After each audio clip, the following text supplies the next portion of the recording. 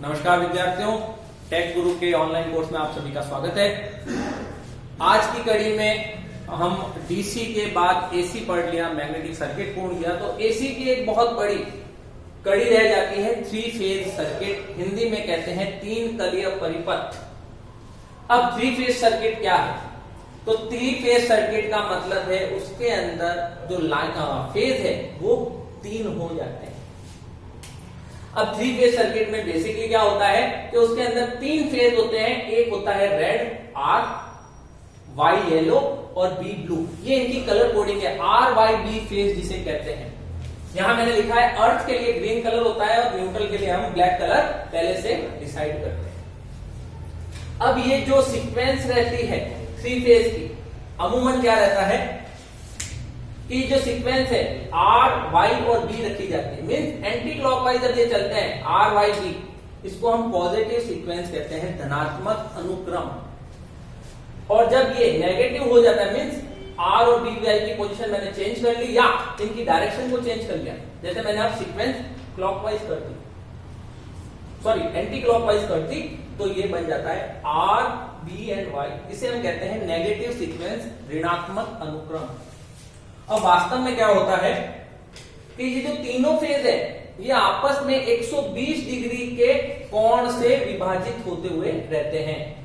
तो कैसे होता है? तो हमें पता है कि पूरा जो एक सर्कल होता है वो 360 डिग्री का होता है। चूंकि फेज कितने हैं? तीन, तो जब तीन से डिवाइड करते हैं तो कोण आता है 120 डिग्री। तो तीनों फेज के मध्य कोण का अंतर जो है, कलांतर जिसे कहा गया, वो 120 डिग्री होता है।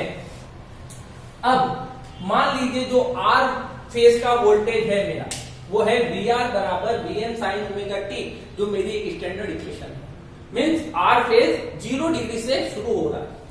वाई फेज कहां से होगा? तो Y equal to VM sine omega t. 120 degree का फेज का अंतर है। फेज का अंतर कैसा रहेगा? तो R यहां रहेगा तो Y उससे 120 डिग्री पीछे।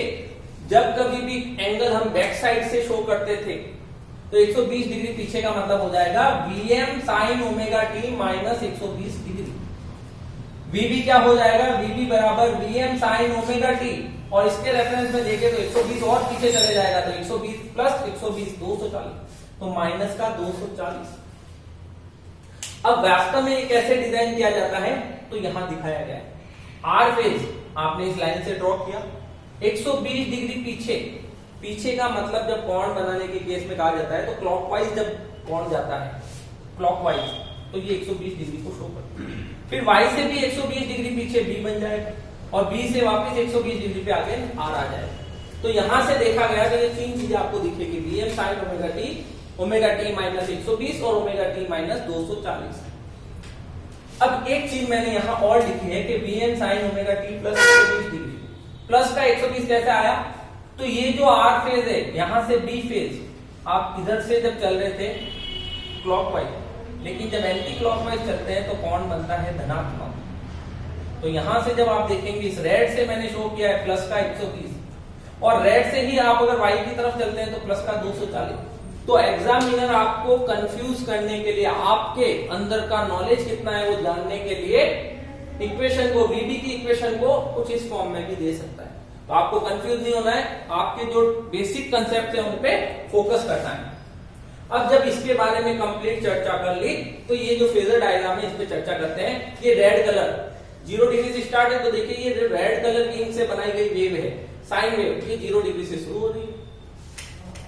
VY येलो फेज की कहां से शुरू होनी चाहिए? माइनस 120, तो ये देखिए मैक्सिमम पॉइंट 90 का होगा, इससे थोड़ा सा पीछे 120 डिग्री। तो ये देखिए येलो फेज जो है 120 डिग्री से शुरू हो रहा है, तो इसका कुछ भाग ऑलरेडी नेगेटिव भाग जो है वो आगे निकल जाएगा। इसी तरह VB VM sine omega T minus 240, minus 240 तो 120 ये रहा और ये रहा, तो 240 से शुरू होगी, इसका कुछ भाग ऑलरेडी इतना आगे चला जाएगा। या फिर हम इसे कहते हैं कि यहां से जो रेड वेव है प्लस 120 डिग्री, तो रेड वेव का इतना भाग अगर आगे चला जाए तो ये बन जाएगी आपकी ब्लू फेज। तो इस टाइप से एक रिवॉल्विंग वेव शेप आपको दिखाई दे रहा है। तो अब वास्तव में क्या होता है? तो यहां 3 बिंदु से इसकी पूरी थ्योरी को समझाया गया है कि किसी भी क्षण यदि आप वोल्टेज का एडिशन करेंगे, योग करेंगे, VR plus VY plus VB, तो मैथमेटिकली इसका योग सदैव शून्य मिलेगा। तो कितनी बार ये क्वेश्चन भी पूछा जाता है। ये जो 3 फेज सर्किट है इसके अंदर रिवॉल्विंग मैग्नेटिक फ्लक्स, घूर्णित चुंबकीय फ्लक्स बनाने की क्षमता होती है। इसी कारण 3 फेज जो मोटर्स होती है वो सेल्फ स्टार्टिंग होती है और इसके अंदर जो फ्लक्स बनता है, परिणामी फ्लक्स, रिजल्टेंट फ्लक्स जिसे कहते हैं, वो 3/2 φm के बराबर होता है। मीन जो मैक्सिमम फ्लक्स है उसका भी 1.5 गुना आपको मिल जाता है। प्रत्येक फेज में वोल्टेज और फ्रीक्वेंसी समान होगी। ये देखिए प्रत्येक फेज, यहाँ पे मैक्सिमम वोल्टेज समान है। अगर आपने RYB पढ़ रखा है तो आपको पता होगा जब R और Y के बीच आप वोल्टेज मेजर करते थे वो 440 वोल्ट आता है।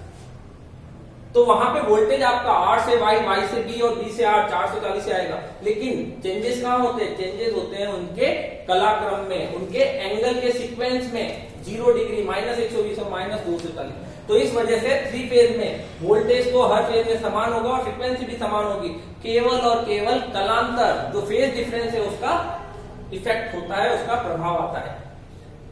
अब 3 फेज सिस्टम जो भी है मेरा, उसके बेनिफिट्स क्या है?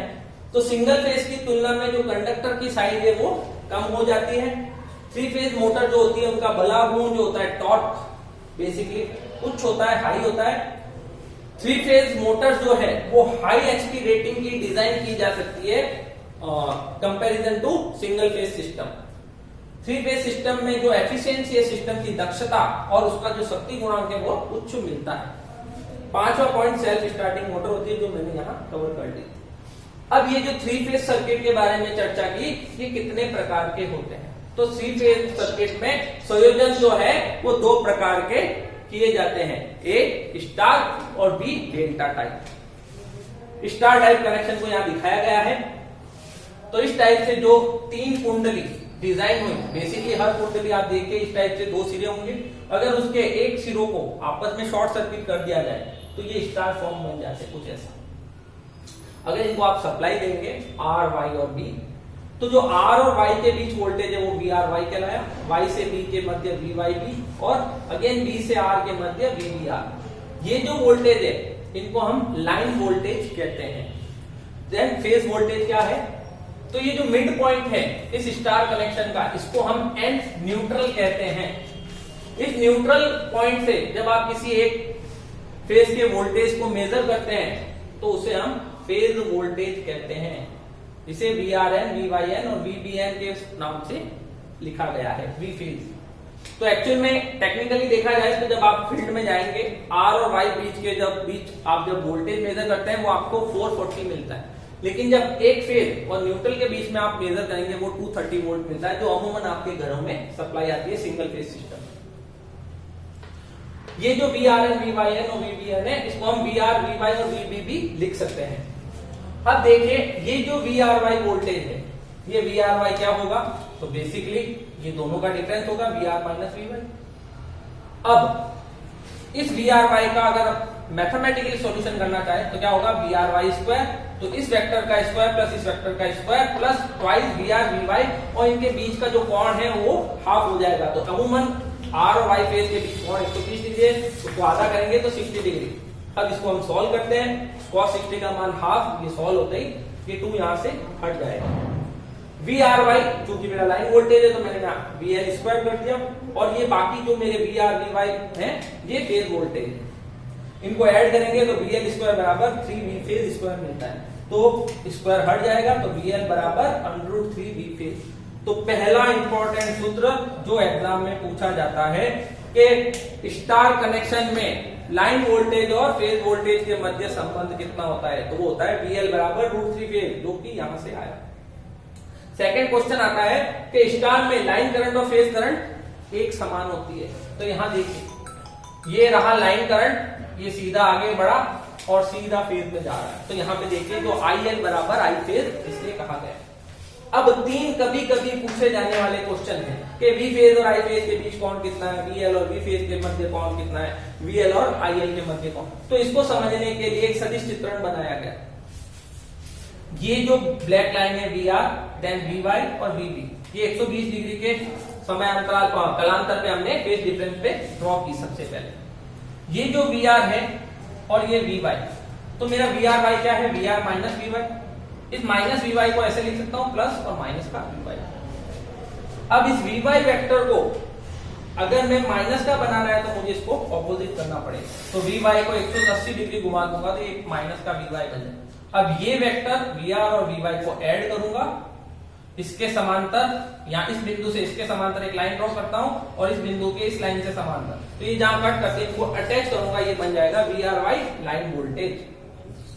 तो अब देखिए ये जो कोण था ये 120 डिग्री था, ये जो फेज वोल्टेज और लाइन वोल्टेज, ये जो आपने हाफ लाइन इधर से ड्रॉ की थी, इसने 120 डिग्री के कोण को कट कर दिया था 60 डिग्री में, और ये जो रेड लाइन कट हुई इसने इस 60 को भी 30 डिग्री में विभाजित कर दिया। तो यहां से हमें पता चलता है वी फेज और आई फेज के बीच कोण जो कि फाई होगा। इंडक्टिव लोड है, इंडक्टिव लोड में करंट वोल्टेज से फाई कोण पीछे रहती है। VL और VPH के मध्य कोण 30 डिग्री, ये देखिए ये रहा आपका फेज वोल्टेज, ये रहा लाइन वोल्टेज, तो इसके मध्य कोण 30 डिग्री। VL और IL लाइन वोल्टेज और लाइन करंट के मध्य कोण कितना होगा, तो ये लाइन वोल्टेज, और IPH जो है मेरी वही लाइन करंट होगी, इसलिए इसके बीच कोण कितना होगा 30 प्लस 5। क्या कब होगा, जब प्रेरकीय लोड हो, इंडक्टिव लोड। अगर कैपेसिटिव लोड होगा तो ये जो लोड करंट 5 एंगल पीछे थी, ये 5 एंगल वोल्टेज से आगे रहेगी, तो कोण बन जाएगा 30 माइनस 5। बहुत से टाइम में कभी कभी एग्जामिनर ये क्वेश्चन पूछ लेते हैं, उस वक्त आपके माइंड में ये हल्की सी अगर पिक्चर है या आपके इसको टेक्निकली अच्छे से पढ़ा हुआ है तो आप उसका आंसर इजी वे में दे सकते हैं। यदि आप उसे रटते हैं बार बार तो दिक्कत आती है उस वक्त जब आप प्रेशर में होंगे, सारा सिलेबस आपको याद होगा एग्जाम के दौरान, तो आप गड़बड़ कर सकते हैं और एक क्वेश्चन गलत करना, आप उसकी अहमियत समझते हैं। अब देखिए शक्ति, 3 फेज में शक्ति कितनी होगी, तो यहाँ पे इसको करने से पहले देखिए, अगर मान लीजिए एक सिंगल कोयल होती, तो सिंगल कोयल के लिए मैंने सिंगल आरएल कॉम्बिनेशन जब पढ़ाया था, वहां पढ़ाया था P शक्ति VI cos phi के बराबर होगी। तो यहाँ पे वोल्टेज कितना है, ये फेज वोल्टेज, तो शक्ति कितनी होगी V फेज I फेज और cos phi, V phase I phase और cos phi। क्योंकि ये कोयल्स कितनी है 3 फेज में 1 2 और 3, तो इसको 3 से गुणा कर दिया, तो शक्ति मिल गई मुझे P बराबर 3 V phase I phase cos phi।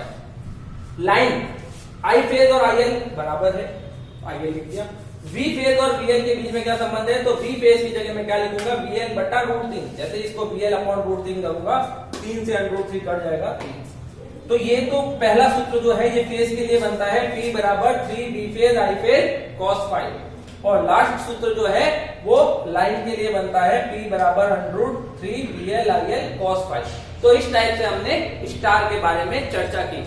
अब हम नेक्स्ट चर्चा करते हैं डेल्टा के बारे में। तो अब चर्चा करते हैं डेल्टा के ऊपर। तो डेल्टा कनेक्शन ये रहा। डेल्टा में क्या होता है, जो चित्रण है आर और वाई के बीच इस टाइप से, तो एक्चुअल में मेरी वाइंडिंग कुछ इस टाइप से, मोटर के अंदर 3 कनेक्शन डिजाइन होंगे। तो क्या किया जाता है, इस वाइंडिंग का ये सिरा इससे जोड़ दिया जाता है, इस वाइंडिंग का ये सिरा यहां से, और इस सिरे को यहां से। तो ये देखिए ये सिरा आर, इसको मैंने सप्लाई दे दी वाई, और ये बन गया थी।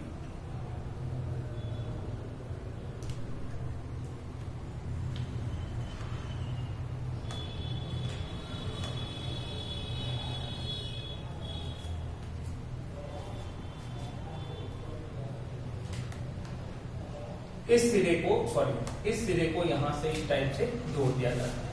अब ये एक सिरा, ये 2 सिरा, और ये 3 सिरा।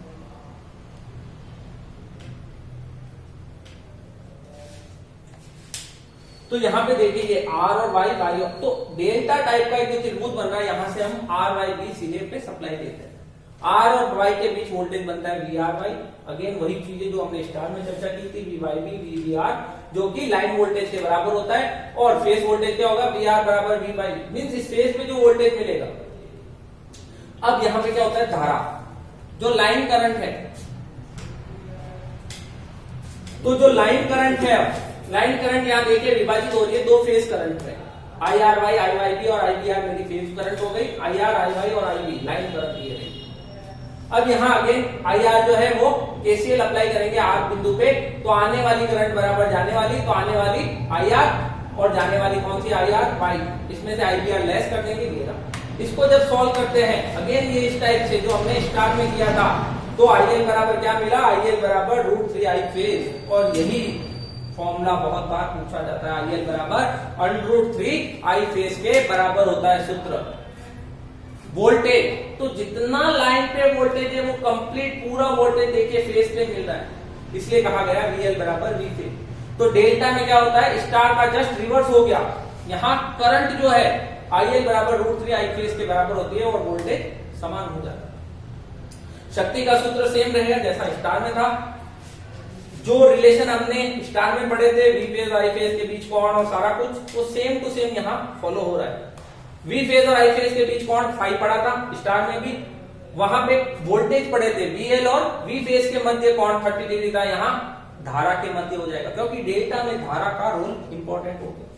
और VL और IL के मध्य कोण स्टार और डेल्टा दोनों में 30 डिग्री प्लस फाई होता है। तो इस टाइप से स्टार और डेल्टा के जो महत्वपूर्ण चीजें हैं वो हमने चर्चा की, किस टाइप से स्टार और डेल्टा कनेक्शन डिजाइन किए जाते हैं।